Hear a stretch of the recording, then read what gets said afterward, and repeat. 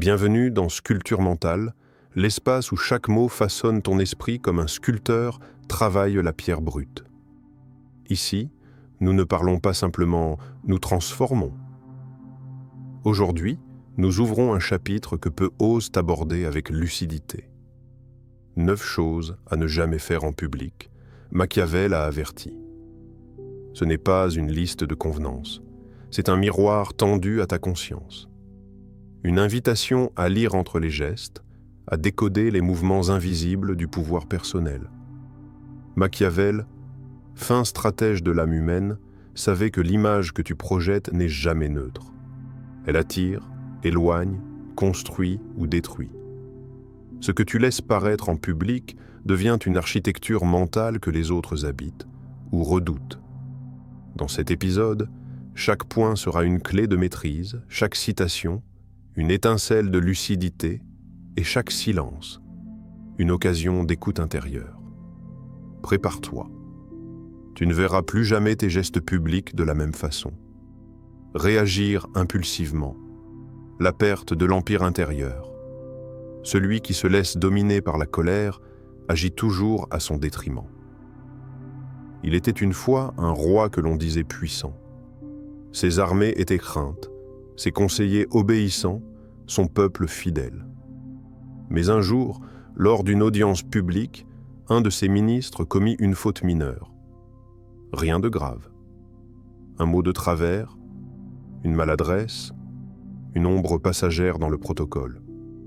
Le roi, fou de rage, se leva et le gifla. Ce n'était pas la main qui avait frappé. C'était tout l'empire intérieur du roi qui venait de s'effondrer en silence. Le respect se figea. L'air se glaça. Ce jour-là, il ne perdit ni la guerre ni la couronne. Il perdit l'aura invisible de maîtrise, celle que même les ennemis respectaient. Tu vois ? L'impulsion est un coup d'état intérieur. Quand tu cèdes à elle, tu abdiques. Tu n'es plus souverain, tu es possédé par le moment. Et ce que tu croyais être une réaction juste devient une blessure lente que tu infliges à ton autorité. Regarde autour de toi. Combien de personnes vivent avec une mèche courte, prêtes à exploser pour une contrariété ? Chaque fois qu'un mot t'échappe, qu'un regard t'irrite, qu'un geste t'agace.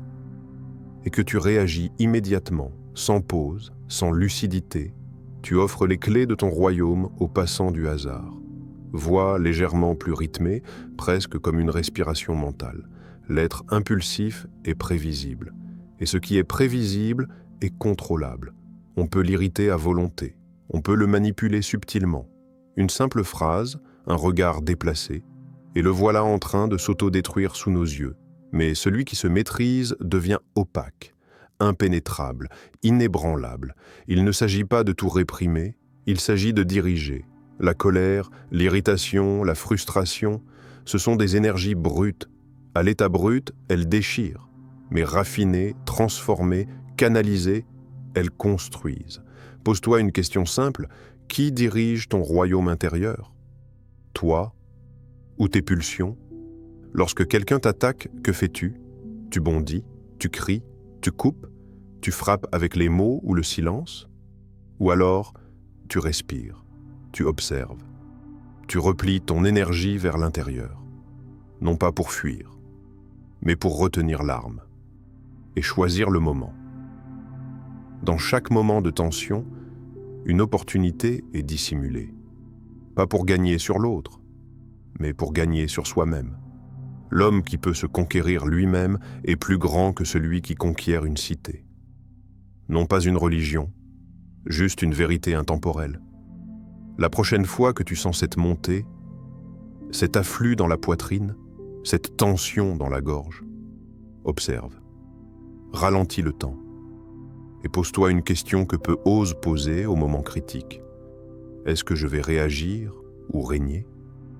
Car au fond, il ne s'agit pas de colère, il s'agit de pouvoir, celui que tu perds ou que tu décides de garder.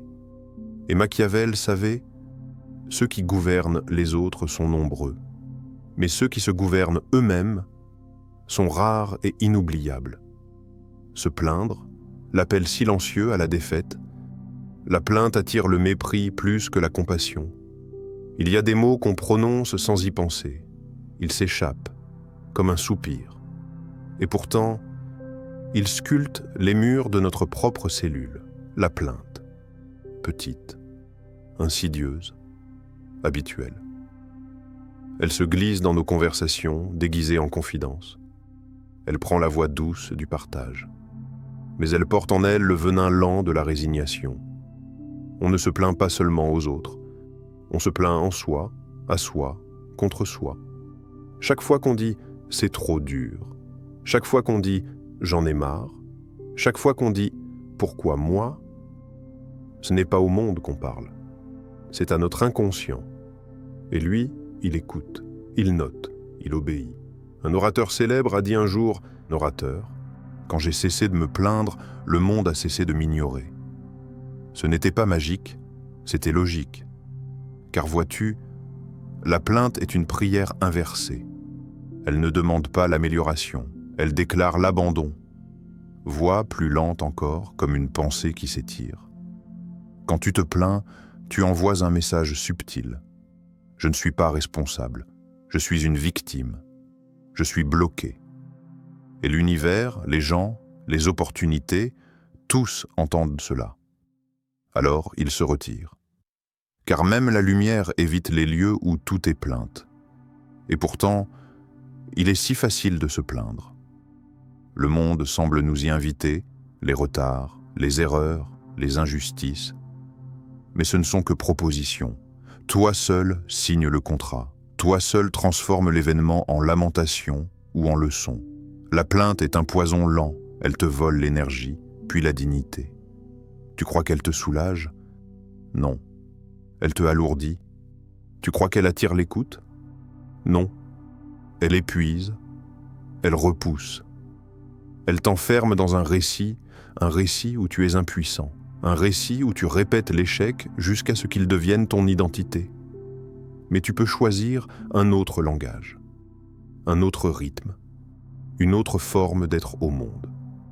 Il ne s'agit pas de nier la douleur, il s'agit de ne pas la glorifier, de ne pas faire de ta difficulté une bannière, de ne pas faire de ton malheur un refuge. Le silence, parfois, est un acte de puissance, un refus de nourrir ce qui te détruit. Chaque jour, tu construis quelque chose avec tes mots, une prison ou un pont. Alors demande-toi, dans tes conversations, dans tes pensées, dans tes murmures solitaires, combien de fois t'es-tu plaint aujourd'hui? Et à chaque fois, qu'as-tu renforcé en toi? Le monde ne te doit rien, mais tu te dois tout. Et si demain tu faisais l'expérience de la retenue? Juste un jour sans plainte. Un jour où chaque mot est choisi. Un jour où ton silence devient ta déclaration de force. Celui qui transforme ses blessures en énergie devient l'artisan de son propre destin. Et Machiavel l'aurait probablement écrit s'il avait entendu ton cœur aujourd'hui. Chercher à briller, le piège du besoin d'attention. Il vaut mieux être craint qu'aimé si l'on ne peut être les deux. Il y a une faim silencieuse qui dévore des générations entières. Le besoin de briller, pas pour éclairer, pas pour guider, mais pour être vu. Ce besoin n'a pas de forme fixe, il s'infiltre partout, dans la tenue trop calculée, dans le mot qui cherche à en dire plus qu'il ne faut, dans le geste amplifié, dans le regard qui cherche l'écho des yeux d'autrui. Et tout cela pour exister à travers le regard de l'autre. Allégorie, l'étoile qui veut briller plus fort que le ciel, finit par se consumer, pas à cause de son feu, mais parce qu'elle n'a pas su le contenir. Celui qui cherche à briller à tout prix s'expose. Et tout ce qui est trop exposé devient fragile. Regarde bien. Le besoin d'être admiré t'oblige à danser une chorégraphie constante. Chaque mot doit séduire. Chaque posture doit impressionner. Tu deviens l'acteur principal d'une pièce dont tu n'écris plus le scénario. Tu penses convaincre, mais tu divulgues ta dépendance. Tu crois gagner en valeur, mais tu révèles ta carence. et les spectateurs que tu veux t'en captiver s'éloignent. Car il y a quelque chose de dérangeant dans l'excès d'éclat. L'œil humain ne regarde jamais le soleil en face trop longtemps. Il cherche l'ombre, le relief, le mystère. Ce n'est pas l'éclat qui attire, c'est l'assurance silencieuse, celle qu'on sent dans le calme, dans la mesure, dans le regard de celui qui n'a rien à prouver. Machiavel l'avait compris. Le pouvoir véritable ne crie pas, il ne cherche pas la lumière. Il devient la lumière. Regarde autour de toi. Les gens qui impressionnent vraiment ne cherchent pas à le faire. Ils n'ont pas besoin d'aimer ou d'être aimés, ils rayonnent naturellement. Et ce rayonnement vient de l'intérieur, d'un feu qui n'a pas besoin d'applaudissements pour exister. Et toi, ton éclat, vient-il de ton feu? Ou du miroir des regards? As-tu besoin qu'on te voie pour croire que tu vaux? Il n'y a rien de mal à être vu. Ce qui détruit, c'est de ne vivre que pour ça. Ce qui t'affaiblit, c'est de calculer ton authenticité pour coller à une attente. Tu n'es pas un feu d'artifice. Tu es une forge. Une source de puissance contenue, disciplinée, constante. Briller n'est pas un objectif. C'est une conséquence. Conséquence de ton calme, de ta cohérence, de ta présence souveraine. Et si tu veux être vu, commence par te voir toi-même, sans filtre, sans performance, juste voir ce qui est. Car ce jour-là, tu n'auras plus besoin de projecteur. Tu deviendras la lumière que les autres cherchent sans le savoir. Humilié, la dette invisible que tu pèses toujours, les offenses doivent être faites toutes à la fois, afin qu'elles soient moins goûtées. L'humiliation n'est pas un acte, c'est une dette silencieuse, mais vivante, inscrite non pas dans les lois, mais dans les chairs.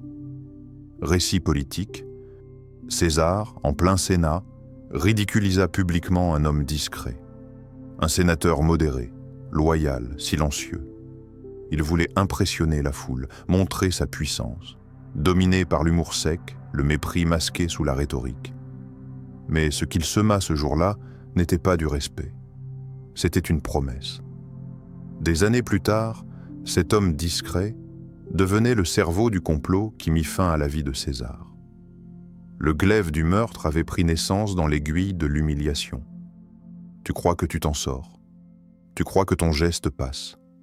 Tu crois que parce qu'aucun mot ne t'est retourné, tu as gagné. Mais l'humiliation est un poison. Il ne tue pas tout de suite. Il fermente. Dans les yeux de celui que tu rabaisses, il y a une mémoire gravée au feu, et cette mémoire devient moteur. Elle nourrit des silences, construit des alliances, fomente des chutes. L'humiliation ne disparaît jamais, elle se transforme en vengeance, en sabotage, en discrédit, en disparition. Tu ne sais jamais qui tu es en train de créer quand tu humilies quelqu'un. Tu crois que tu l'as affaibli.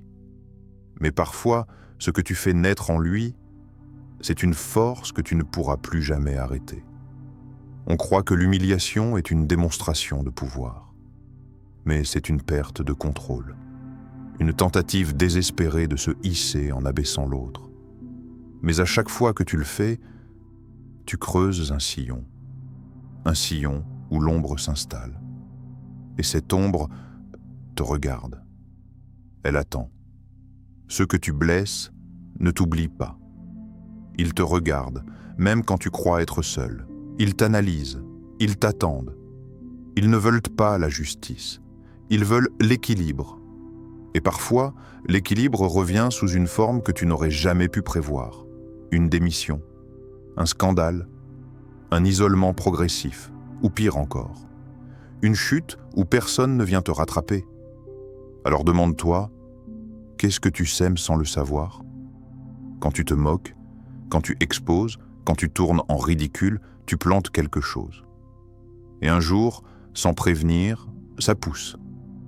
Tu pensais que c'était juste un mot, juste une vanne, juste un moment.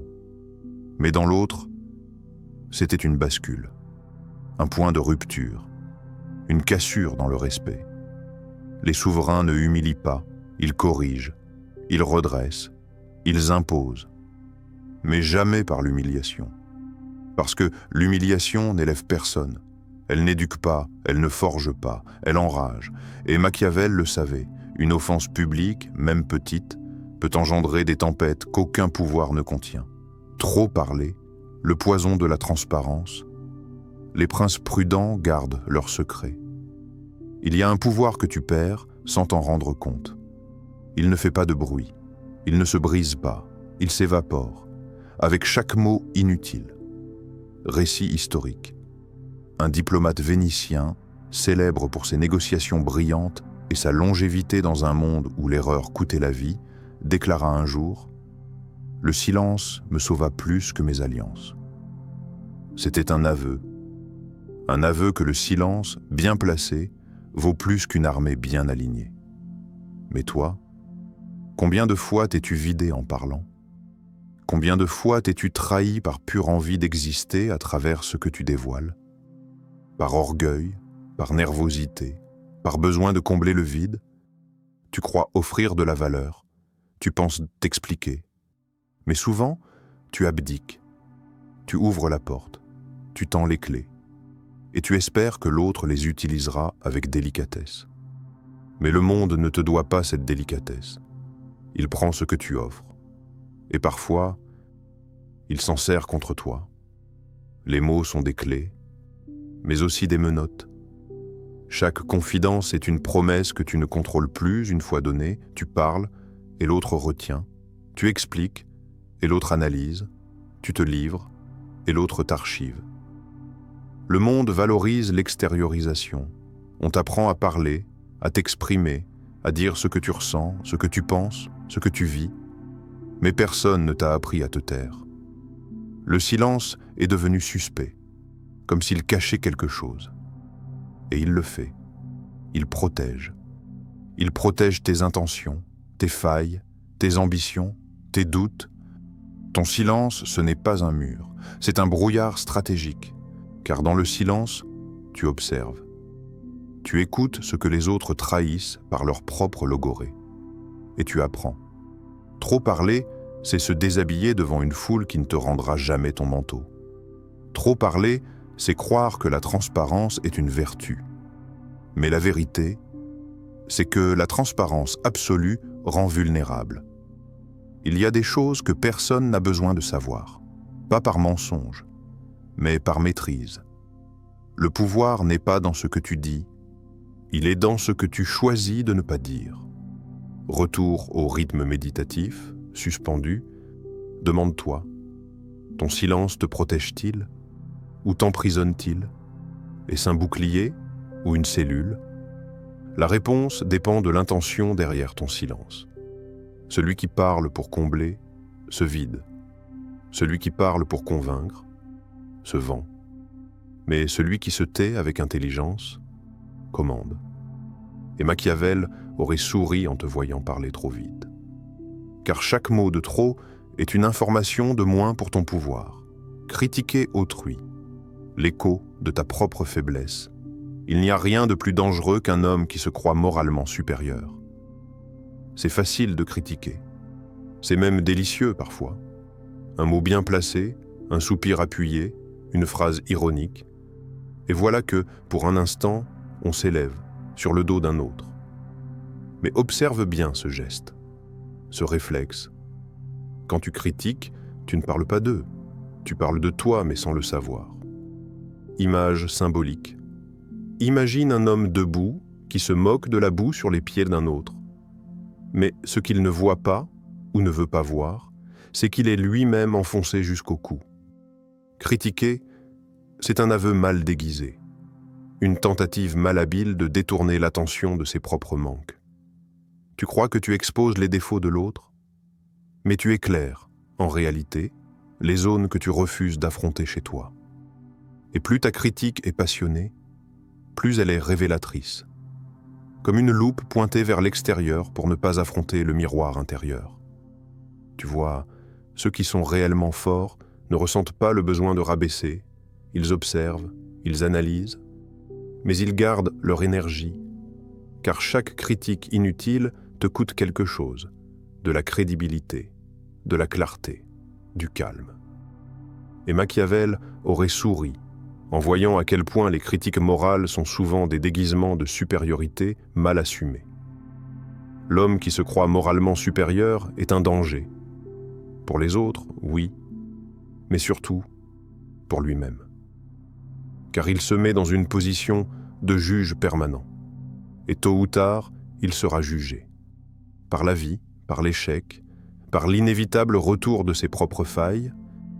Et puis, il y a ce plaisir étrange, ce moment où l'on critique avec les autres, en groupe, un peu comme des vautours sur une carcasse chaude. On s'y sent fort, appartenant, supérieur. Mais dès que tu quittes la pièce, devine qui devient le sujet suivant ?